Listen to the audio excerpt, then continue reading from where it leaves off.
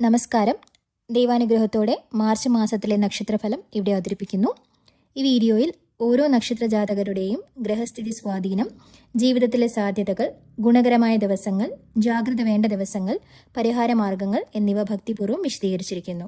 ഈ ഫലം പൊതുവായതാണ്. വ്യക്തിഗത ജാതക പ്രകാരം ഫലം മാറാം. ദൈവവിശ്വാസത്തോടെ കേൾക്കുക, ശുഭഫലങ്ങൾ അനുഭവിക്കട്ടെ. വീഡിയോ ഉപകാരപ്രദമാണെന്ന് തോന്നിയാൽ ലൈക്ക് ചെയ്യുക, ഷെയർ ചെയ്യുക. കൂടുതൽ നക്ഷത്രഫലങ്ങൾക്കായി ചാനൽ സബ്സ്ക്രൈബ് ചെയ്യുക. ദൈവാനുഗ്രഹം എല്ലാവർക്കും ഉണ്ടാവട്ടെ. തിരുവാതിര നക്ഷത്രം. ഈ മാസം ഗുരുവിൻ്റെ അനുഗ്രഹമുള്ള സമയം. ഗുരു മേടത്തിലുള്ളതിനാൽ പുതിയ പദ്ധതികൾ തുടങ്ങാൻ നല്ല സമയമാണ്. ആത്മീയതയിലേക്കുള്ള ആകർഷണം വർദ്ധിക്കും.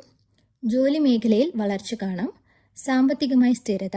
പഠിക്കുന്നവർക്ക് പുരോഗതി ഉണ്ടാകും. കുടുംബത്തിൽ ശാന്തത. വീട്ടിൽ പൂജകൾ നടത്തുന്നത് ഗുണം ചെയ്യും. ആരോഗ്യം മെച്ചപ്പെടും. വ്യാഴാഴ്ച വിഷ്ണു സ്മരണം നല്ലതാണ്. ഗുണകരമായ ദിവസങ്ങൾ 7, 16, 25. ജാഗ്രത പാലിക്കേണ്ട ദിവസങ്ങൾ 3, 20.